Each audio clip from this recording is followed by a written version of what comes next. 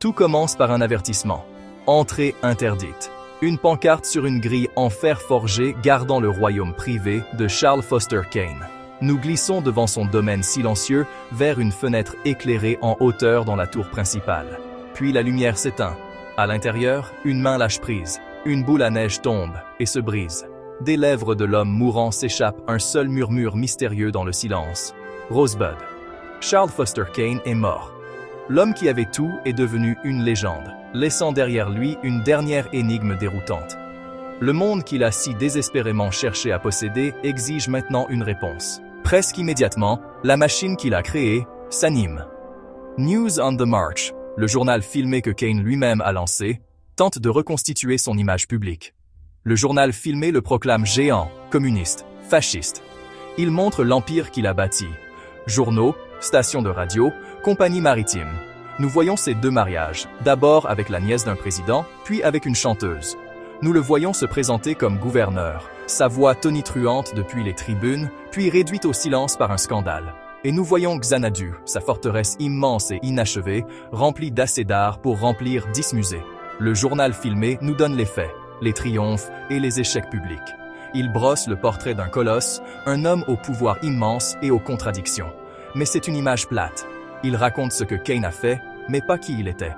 Les producteurs de la salle de projection le savent. L'histoire manque de cœur, il manque la seule chose qui pourrait tout donner un sens. Rosebud. La tâche est confiée à un journaliste, Jerry Thompson, dont nous ne voyons jamais clairement le visage, ce qui en fait le substitut de notre propre quête. Sa mission est simple mais impossible. Découvrir ce que signifie Rosebud. Thompson est sceptique. Ça va probablement s'avérer être quelque chose de simple, pense-t-il. Mais son patron est inflexible, croyant que la réponse à Rosebud est la clé de l'homme. Et ainsi Thompson commence sa chasse, une chasse aux fantômes journalistiques dans le passé.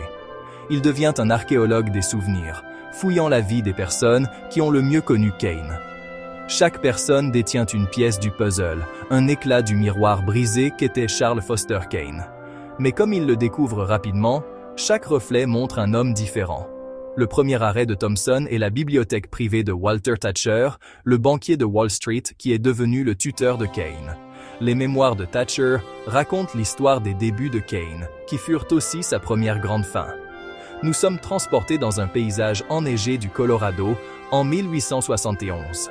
Un gîte appartenant à la mère de Kane se trouve sur des terres abritant une immense mine d'or. Pour Mary Kane, cette richesse est une échappatoire pour son fils. Elle arrange que Thatcher emmène le jeune Charles pour l'élever dans un monde d'argent et d'éducation, loin de son père violent. La scène est pleine de tension. Mary est déterminée. Elle signe les papiers qui assureront l'avenir de son fils, mais détruiront son enfance. Dehors, Charles, 8 ans, joue dans la neige, ignorant, joyeux sur sa simple luge en bois. Lorsque Thatcher s'approche pour l'emmener, le garçon résiste, frappant le banquier avec cette même luge. Il est sauvé, mais cela ressemble à une trahison. Il obtient le monde, mais tout ce qu'il veut, c'est la neige, sa mère et sa luge. Son enfance est échangée comme une action, une transaction qui alimentera une quête à vie de quelque chose qu'il ne pourra jamais récupérer. À 25 ans, Kane hérite de sa fortune. Au lieu de gérer ses biens, il fait quelque chose d'inhabituel. Il décide de diriger un journal, le New York Inquirer, en difficulté. Pour lui, ce n'est pas une affaire.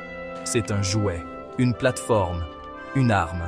Il fait irruption dans la salle de rédaction avec une énergie maniaque, déclarant « Je pense que ce serait amusant de diriger un journal ». Il élabore une déclaration de principe, promettant d'être un défenseur infatigable du petit peuple. Au début, cela semble sincère. Il lance des croisades contre les monopoles corrompus et les propriétaires.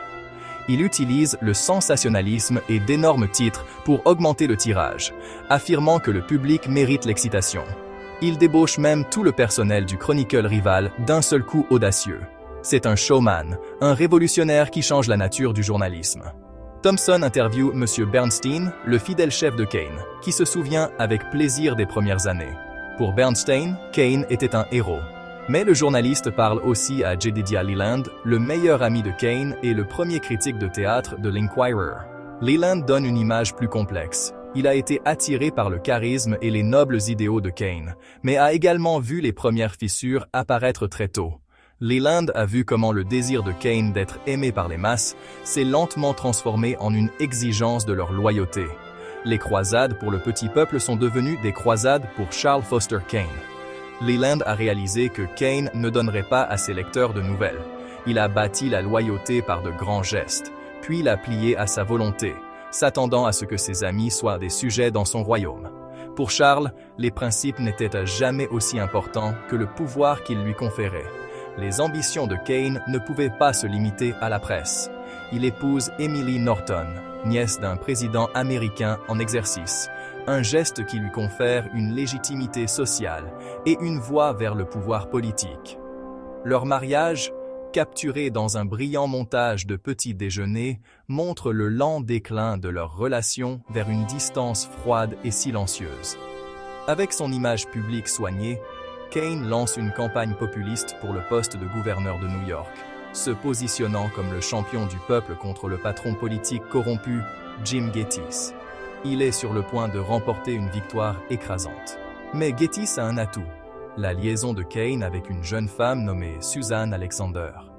Dans une confrontation tendue, Gettys lui lance un ultimatum. Retirez-vous de la course ou l'affaire sera rendue publique. La fierté de Kane est absolue. Il refuse d'être extorqué. Il choisit de résister. Le scandale éclate. L'élection est perdue. Emily le quitte. Il perd l'amour du peuple et à ce moment-là, quelque chose en lui se durcit pour toujours. Il dit à Leland « Les gens penseront ce que je leur dirai de penser ». La quête de Thompson le mène à un club de nuit minable où il trouve Susan Alexander Kane, maintenant alcoolique. Ses souvenirs sont amers. Après sa défaite politique, Kane épouse Susan. Il décide que si le public ne veut pas l'aimer, il les forcera à l'aimer, elle.